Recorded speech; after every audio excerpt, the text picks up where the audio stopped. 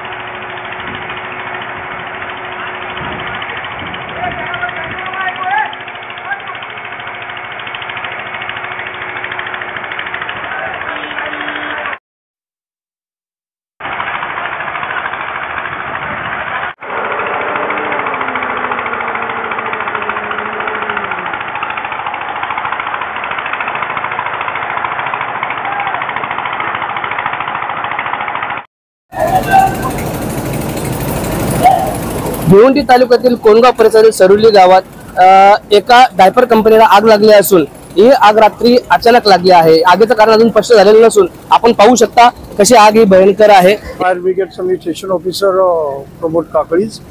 आम्हाला साधारण 3 वाजता हा कॉल आला होता। आम्ही आमच्या साहेबांच्या हुकमावरून CFO साहेबांच्या हुकमावरून आम्ही या ठिकाणी 3:30ला निघालो आणि 4 वाजता आम्ही या ठिकाणी पोहोचलेलो आहोत।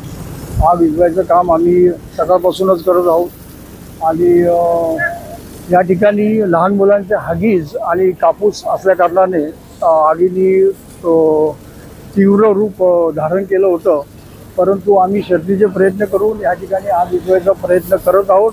पाण्याची कमतरता थोडीफार सकाळी भासत होती, परंतु आम्ही स्थानिक लेवलला थोडं सांगून आता कुठेतरी पाण्याची व्यवस्था पूर्णपणे व्यवस्थित आहे। एक 2-3 तास लागतील अजून पूर्णपणे आग विझवायला। आग कशामुळे लागली काही निदान कळालंय का? नाही, त्याचं निदान तर अजून आम्हाला काय कळू शकलं नाहीये। बाकीची काय आहे पाहणी ते वरिष्ठ अधिकारी या ठिकाणी करतीलच।